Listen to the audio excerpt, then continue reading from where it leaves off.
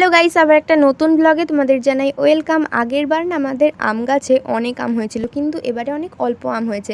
আর এই যে টগর ফুল গাছ, বেগুন গাছ, টমেটো গাছ দেখছো, এই গাছগুলো আমার মা লাগিয়েছে। টমেটো গাছটা একা একাই হয়েছে।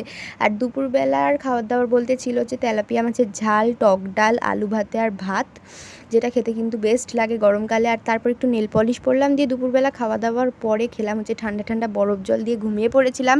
দিয়ে বিকেলবেলা ঘুম থেকে একটুখানি মায়ের সঙ্গে গল্প করছিলাম, লোকজন দেখছিলাম। আমার না গরমকাল সব থেকে বেস্ট কাল বলে মনে হয়। যতই গরম লাগুক না কেন, আমার গরমকালই সব থেকে প্রিয় কাল। তারপরে গাছের জল দিয়ে নিলাম, কারণ যা গরম পড়েছে গাছগুলোকেও কিন্তু জল খাওয়াতে হবে। আর আকাশ দেখে আশা করি তোমরা বুঝতেই পারছো যে কতটা পরিমাণে এখনও রোদ্দুরের তাপ রয়েছে। তো যাই হোক, এখানে দেখো আমার ঢং দেখতে পাচ্ছ তোমরা। আমি না ঢং করতে প্রচণ্ড ভালোবাসি। দিয়ে সন্ধে হয়ে গেল, সন্ধেবেলায় মা করেছিল চা, আর তার সঙ্গে চায়ের দোকানের মতো এরকম বিস্কুট।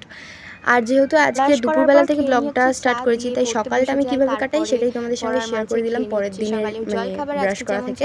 দেখতে পাচ্ছ পাউরুটি আর কলা, যেটা খেতে কিন্তু আমার দারুণ লাগে। বাটার টোস্টও খাই মাঝে মধ্যে। তো যাই হোক, আজকে ভিডিওটা এই পর্যন্তই। ভালো লাগলে like, comment, share and subscribe করে দিও। টাটা।